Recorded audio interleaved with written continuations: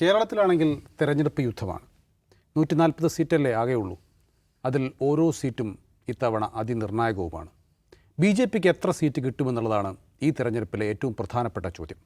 BJP എണ്ണുന്ന പല സീറ്റുകളുമുണ്ട്. അതിലൊന്ന് മഞ്ചേശ്വരമാണ്. മഞ്ചേശ്വരത്ത് നമുക്കറിയാം വളരെ നേരിയ വ്യത്യാസത്തിനാണ് അവിടെ UDF ജയിച്ചു പോരാറുള്ളത്. കെ സുരേന്ദ്രൻ 69 വോട്ടിന് തോറ്റ ചരിത്രവും മഞ്ചേശ്വരത്തിന് പറയാനുണ്ട്. ഇത്തവണ അതേ കെ സുരേന്ദ്രൻ മഞ്ചേശ്വരത്ത് മത്സരിക്കുകയും ചെയ്യുന്നുണ്ട്.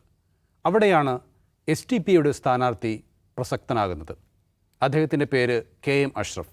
അവിടെ മത്സരിക്കുന്ന UDF MLAയുടെ പേര് AKM അഷ്റഫ്. അതായത് SDPൻ്റെ സ്ഥാനാർത്ഥിക്ക് ഒരു അപര സ്വഭാവം പോലുമുണ്ട്. എന്തിനാണ് SDPI മഞ്ചേശ്വരത്ത് മത്സരിക്കുന്നത് എന്നുള്ള ചോദ്യം എല്ലാവരും ഉന്നയിക്കുന്നു. SDPI അവരുടെ ശക്തി പ്രകടിപ്പിക്കാനാണോ അതോ മറ്റെന്തെങ്കിലും ഡീലിൻ്റെ ഭാഗമായാണോ എന്നുള്ളതാണ് ചോദ്യം. ദാവൂദ് സാഹിബ്, SDPI എന്തിനാണ് മഞ്ചേശ്വരത്ത് മത്സരിക്കുന്നത്? SDPI എന്തിനാണ് മത്സരിക്കുന്നത് അവരുടെ പ്രസിഡന്റ് പറഞ്ഞില്ല. ഇന്നലെ നമ്മുടെ ചാനൽ ചർച്ചയിൽ അവരുടെ പ്രതിനിധി പറഞ്ഞത് വിജയിക്കാൻ വേണ്ടിയാണ്, ഞങ്ങളവിടെ വിജയിക്കുന്നതാണ്.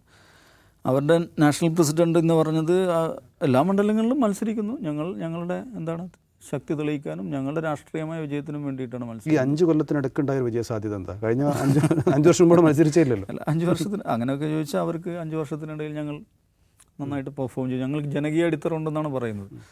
ആ പറയുന്നതിൽ ശരിയുണ്ട്. കാരണം മഞ്ചേശ്വരത്ത് സാമാന്യം നല്ല ഒരു സംഘടനാ നെറ്റ്വർക്ക് SDPIക്ക് ഉണ്ട്. കഴിഞ്ഞ ലോക്കൽ ബോഡി ഇലക്ഷൻ നമ്മൾ മൊത്തം എടുത്ത് നോക്കിയാൽ ഏതാണ്ട് 5000-ഓളം വോട്ട് അവർ മൊത്തത്തിൽ സമാഹരിച്ചിട്ടുണ്ട് ആ മണ്ഡലത്തിൽ നോക്കിക്കഴിഞ്ഞാൽ. അപ്പോൾ ആ പ്രദേശത്ത് നെറ്റ്വർക്ക് ഉള്ളൊരു സംഘടനയാണ്. അപ്പോൾ അവർ നോക്കൂ, SDPI എല്ലായിടത്തും പരമാവധി മത്സരിക്കുക, രാഷ്ട്രീയമായ ഫുട് പ്രിൻ്റ് ഉണ്ടാക്കുക എന്നുള്ളതാണ് അവരിപ്പോൾ ഒരു സ്ട്രാറ്റജി എടുത്തിരിക്കുന്നത്. അപ്പോൾ അതിൻ്റെ ഭാഗമായിട്ട് കേരളത്തിൽ പലയിടത്തും അവർ മത്സരിക്കുന്നു. അവരുടെ രാഷ്ട്രീയമായ അസ്തിത്വം സ്ഥാപിച്ചെടുക്കുക എന്നുള്ളതാണ് അവരുടെ പ്രാഥമികമായ ചുവട്. അപ്പോൾ അതിനിടയിൽ മഞ്ചേശ്വരം എന്ന് പറയുന്നത് സവിശേഷമായിട്ടുള്ളൊരു സ്ഥലമാണ് കേരളത്തിൻ്റെ ഒരു പൊളിറ്റിക്കൽ കോണ്ടെക്സ്റ്റിൽ. കാരണം അവിടെ പറയുന്ന BJPക്ക് വളരെ വിജയസാധ്യതയുള്ള, BJP വളരെ മുമ്പ് KG മാരാറുള്ള കാലം മുതൽ BJP ജയിച്ചേക്കും എന്ന് പറയപ്പെട്ടിരുന്നൊരു മണ്ഡലമാണത്. നൗഫൽ പറഞ്ഞ ഒരു 69 100-ൽ കുറഞ്ഞ വോട്ടുകൾക്ക് 89 എൻ്റെ ഓർമ്മ. എന്ന് പറഞ്ഞാൽ വളരെ ഫ്രജൈലായിട്ടുള്ള ഒരു മണ്ഡലമാണ്. ഞാൻ ഈ മണ്ഡലം വളരെ ഈ കാസർഗോഡും മഞ്ചേശ്വരവും കുറേ വർഷങ്ങളായി അവിടുത്തെ തെരഞ്ഞെടുപ്പ് സൂക്ഷ്മമായിട്ട് ഫോളോ ചെയ്യുന്ന ആളാണ്. കുറേ നമ്മൾ ഇവിടുത്തെ പൊതുവെ കേരളത്തിലൊരു മെയിൻ സ്ട്രീം എന്ന് മാതിരിയല്ല, വേറൊരു രീതിയിലാണ് അവിടുത്തെ ഇലക്ഷൻ ക്യാമ്പയിനും കാര്യങ്ങളൊക്കെ. ഇപ്പോൾ സുരേന്ദ്രൻ്റെ തന്നെ ഇലക്ഷൻ ക്യാമ്പയിൻ നമ്മൾ ശ്രദ്ധിച്ചാൽ മനസ്സിലാവുന്നൊരു കാര്യം, സുരേന്ദ്രൻ ഒരിക്കലും അവിടെ വലിയ തോതിലുള്ള ഈ ഒരു പബ്ലിക് വിസിബിലിറ്റി വരുന്ന തരത്തിലുള്ള പ്രചാരണം നടത്താറില്ല. അത് ശ്രദ്ധിച്ചാൽ മനസ്സിലാവും.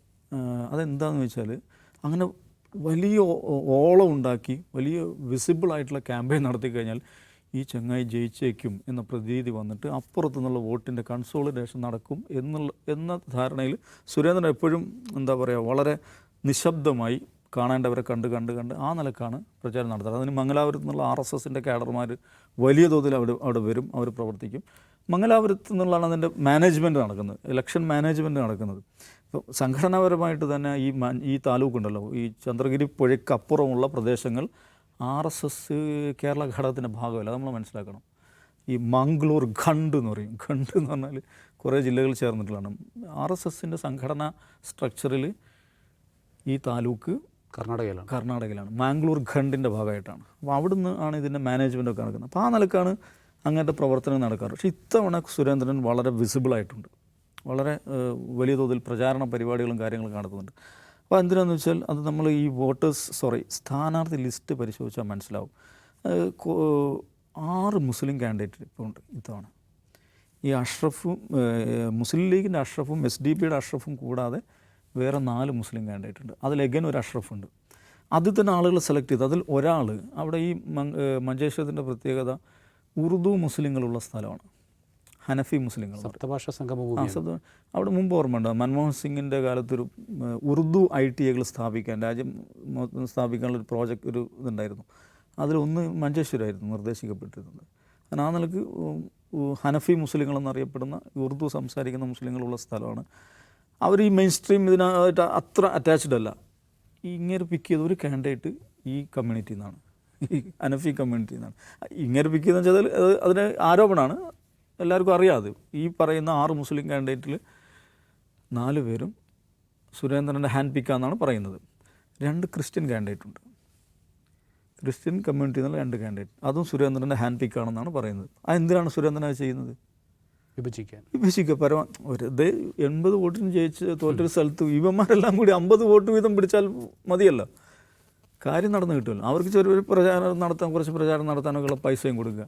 ആ നിലക്കുള്ള ഒരു ഇലക്ഷൻ മാനേജ്മെൻറ്റാണ് ഇത്തവണ സുരേന്ദ്രൻ അവിടെ നടത്തുന്നത്. അപ്പോൾ ഇതവിടെ നടന്നുകൊണ്ടിരിക്കുമ്പോഴാണ് SDP-യുടെ സ്ഥാനാർത്ഥിത്വം വരുന്നത്. SDP കഴിഞ്ഞ അവിടെ മത്സരിച്ചിട്ടില്ല. അപ്പോൾ SDP-യുടെ സ്ഥാനാർത്ഥി ആരാണ്? കഴിഞ്ഞ തദ്ദേശ തെരഞ്ഞെടുപ്പിൽ അഷ്റഫ് ബഡാജെ എന്ന പേരിൽ മത്സരിച്ച കക്ഷിയാണ് ഇത്തവണ MK അഷ്റഫ് എന്ന് പറഞ്ഞിട്ട് KM അഷ്റഫ് എന്ന് പറഞ്ഞിട്ട് മത്സര രംഗത്ത് വരുന്നത്. അതെന്തിനത്? അത് ആളുകൾ സംശയിക്കുമല്ലോ. അഷ്റഫ് ബഡാജെ പൊടുന്നനെ 2 മാസം കഴിയുമ്പോഴേക്ക് KM അഷ്റഫായിട്ട് മാറുകയാണ്, അങ്ങനെ മത്സരിക്കുകയാണ്, വലിയ തോതിൽ പ്രചാരണം നടത്തുന്നു. അപ്പോൾ അത് വോട്ട് കട്ടറാണ്. സുരേന്ദ്രന് വേണ്ടി വോട്ട് കട്ട് ചെയ്ത് കൊടുക്കാനുള്ള പരിപാടിയാണ് ഇവന്മാർ നടത്തുന്നത് എന്നുള്ളതാണ് ഇപ്പുറത്തുനിന്നുള്ള മുസ്ലിം ലീഗിൻ്റെ അല്ലെങ്കിൽ UDF-ൻ്റെ ആരോപണം. അപ്പോൾ അതുമായി ബന്ധപ്പെട്ട് വലിയ വിവാദങ്ങൾ, സോഷ്യൽ മീഡിയ ബഹളങ്ങൾ അതിങ്ങനെ നടന്നുകൊണ്ടിരിക്കുന്നു. അപ്പോൾ ഇതിൽ എന്താ കാര്യം എന്ന് ചോദിച്ചിട്ടുണ്ടെങ്കിൽ, എന്തുകൊണ്ടായിരിക്കും SDP-ക്ക് നിയമത്തിൽ സ്ഥാനാർത്ഥി ഇല്ലല്ലോ? ഇല്ല. എന്തുകൊണ്ടാണ് ഇല്ലാത്തത്? അവിടെ നിയമത്തിൽ സ്ഥാനാർത്ഥി ഉണ്ടായിക്കഴിഞ്ഞാൽ അത് ശിവണ്ണനാണല്ലോ, ശിവൻകുട്ടിയാണല്ലോ അവിടെ ജയിക്കാനുള്ള സാധ്യത. അപ്പോൾ അങ്ങനെ കിട്ടുന്ന വോട്ട് സ്പ്ലിറ്റ് ചെയ്യും എന്ന് ആ ഒരു രാഷ്ട്രീയ ബോധ്യത്തിന് പുറത്തായിരിക്കും. അതേ സംഗതിയാണ് അഷ്റഫ് ജയുടെ കാര്യത്തിന് സംഭവിക്കുന്നത്.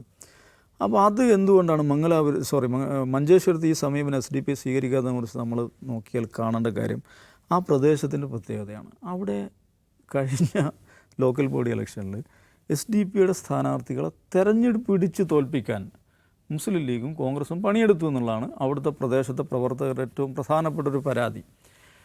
അവർക്കവിടെ ഒരു ബ്ലോക്ക് പഞ്ചായത്തിൽ ഒരു സ്ഥാനാർത്ഥിയിൽ ഒരു അംഗം ഉണ്ടായിരുന്നു. ആ മനുഷ്യൻ സാമാന്യം ജനകീയനായുള്ള ആളാണ്. അതും എഗെയിൻ ഒരു ക്വസ്റ്റ്യനുണ്ട്, അയാളെ സ്ഥാനാർത്ഥിയാക്കാത്ത എന്തുകൊണ്ട് അഷ്റഫിനെ സ്ഥാനാർത്ഥിയാക്കിയെന്ന് ചോദിക്കുമ്പോൾ ഈ പേരിൻ്റെ സാമ്യമാണ് വരുന്നത്. അപ്പോൾ അങ്ങേരെ തോൽപ്പിക്കാൻ BJP മുസ്ലിം ലീഗും സഹകരിച്ചു എന്നുള്ളതാണ് മുസ്ലിം ലീഗിൻ്റെ ആക്ഷേപം, SDP-യുടെ ആക്ഷേപം. അതിൽ വസ്തുത ഉണ്ടാകാം. അപ്പോൾ അതുകൊണ്ട് ആ പ്രദേശത്തെ പ്രവർത്തകരെ സംബന്ധിച്ചിടത്തോളം മുസ്ലിം ലീഗിന് വോട്ട് ചെയ്യുക, അല്ലെങ്കിൽ UDF-ന് വോട്ട് ചെയ്യുക, അല്ലെങ്കിൽ UDF-ൻ്റെ കൂടെ നിൽക്കുക എന്ന് പറയുന്നത് അവർക്ക് അചിന്ത്യമായുള്ളൊരു സംഗതിയാണ്.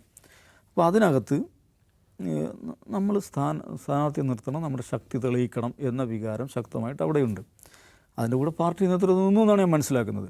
പിന്നെ പൊതുവെ SDP-യുടെ ഒരു നമ്മൾ മത്സരിക്കുക, നമ്മുടെ രാഷ്ട്രീയ അസ്തിത്വം സ്ഥാപിക്കുക, അപ്പുറത്ത് എന്ത് സംഭവിക്കുന്നു എന്നുള്ളത് നമ്മുടെ കൺസേൺ അല്ല എന്നുള്ള ഒരു നിലപാട് കൂടെ പൊതുവെ SDP-ക്കുണ്ട്. നമുക്ക് BJP ജയിച്ചേക്കുമെന്ന ഭയത്താൽ നമ്മൾ മത്സരത്തിന് നിൽക്കുന്നില്ല എന്നാണെങ്കിൽ നമുക്ക് കേരളത്തിന് പുറത്ത് സാധ്യതകളേ ഇല്ല, രാഷ്ട്രീയ സാധ്യതകളേ ഇല്ല എന്നാണ് അവർ പറയുന്നത്. കാരണം അപ്പുറത്ത് എല്ലായിടത്തും BJP ആണ്. അപ്പോൾ ആ നിലക്ക് അതാണിപ്പോൾ SDP-ക്ക് വേണ്ടി എഴുതുന്ന ആളുകൾ സാമൂഹ്യ മാധ്യമങ്ങളൊക്കെ ഈ ഇത്തരം കാര്യങ്ങളാണ് എഴുതിക്കൊണ്ടിരിക്കുന്നത്. പക്ഷെ പ്രശ്നം എന്താണെന്ന് ചോദിച്ചാൽ ഇത് കേരളമാണ്. കേരളത്തിൽ ഒരു BJP, അതും BJP-യുടെ ഏറ്റവും അവരുടെ ഏറ്റവും സ്ട്രോങ് സ്പോക്സ്മാൻ എന്ന് പറയാവുന്ന വിദ്വേഷ പ്രചാരണത്തിൻ്റെ കാര്യത്തിൽ മുന്നിൽ നിൽക്കുന്ന ഒരു സ്ഥാനാർത്ഥി മഞ്ചേശ്വരത്ത് മത്സരിക്കുന്നു.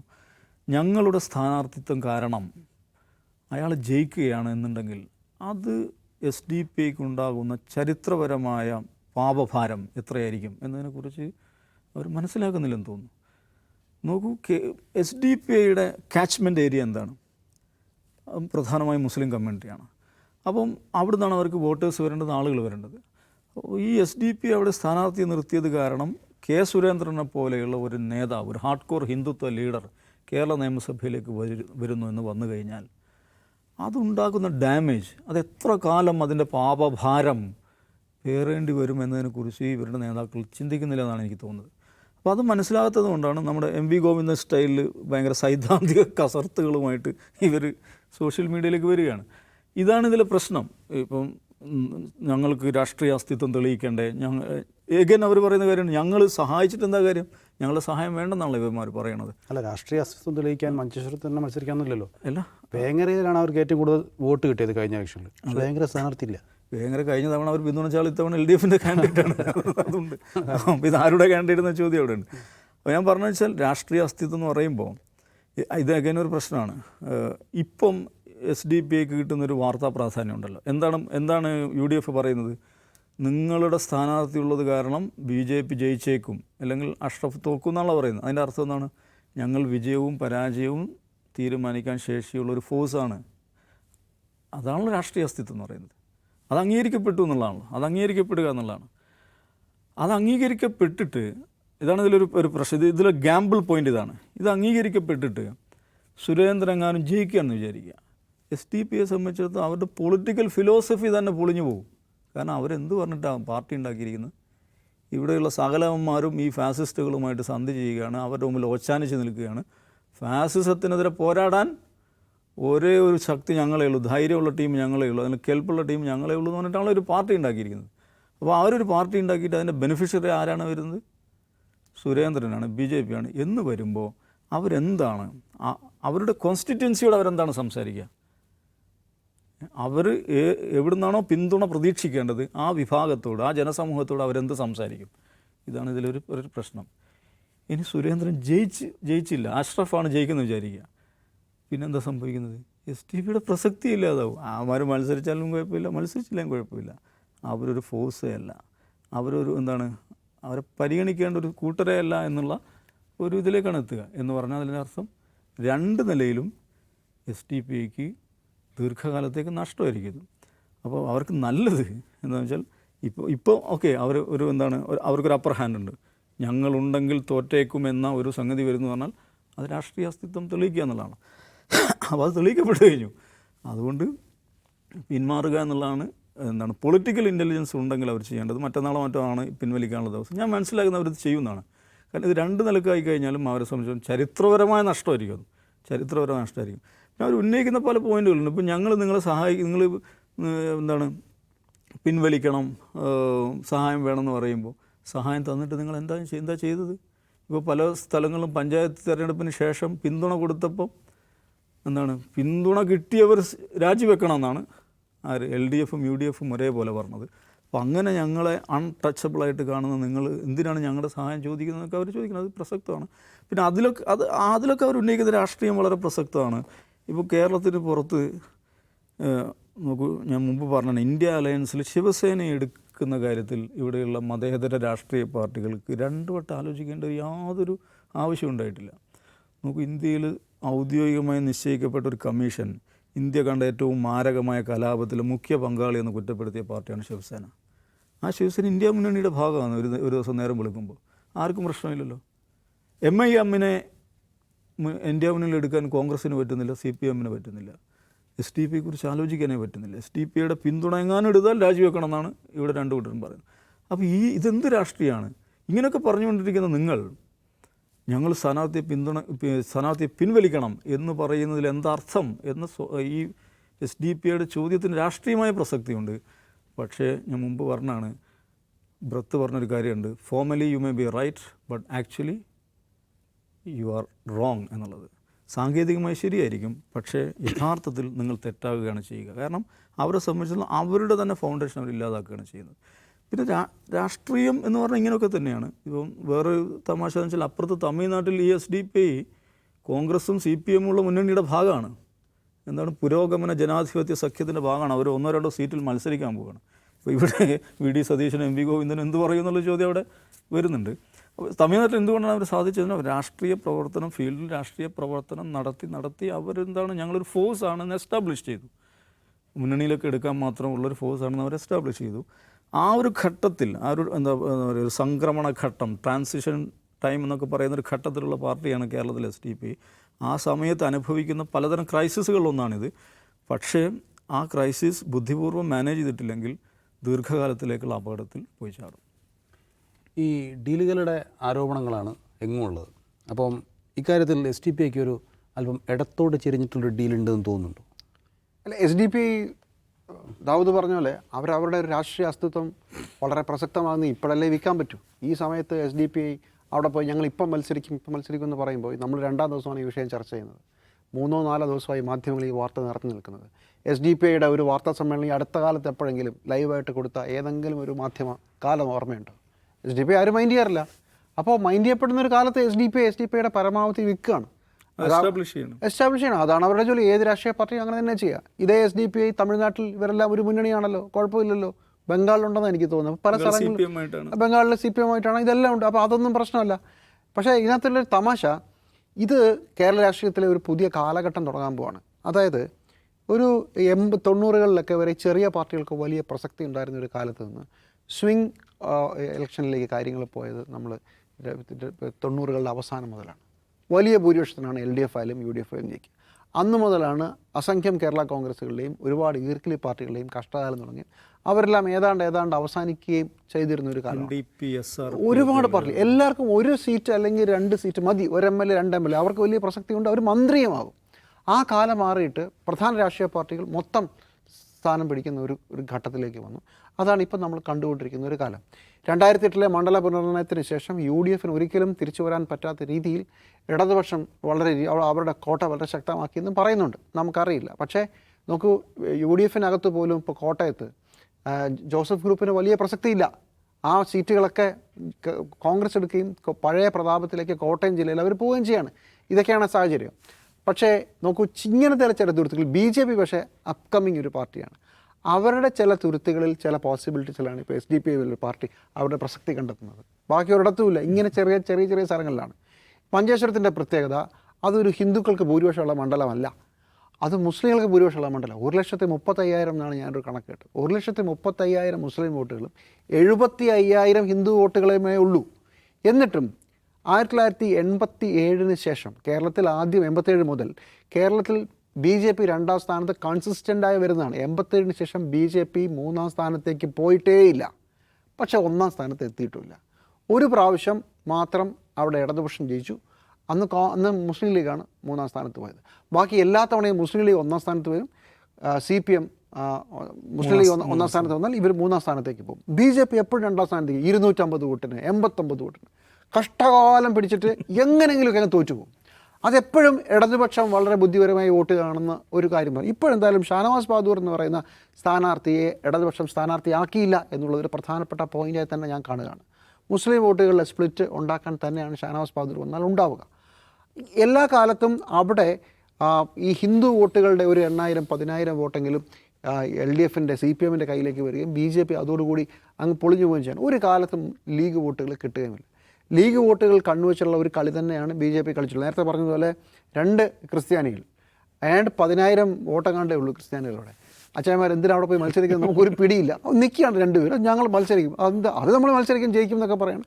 മുസ്ലിങ്ങൾ ഒരു 5-6 എനിക്ക് തോന്നുന്നു, അഷ്റഫ് അടക്കം 6, മറ്റേത് 5 പേര് മത്സരിക്കുകയാണ്.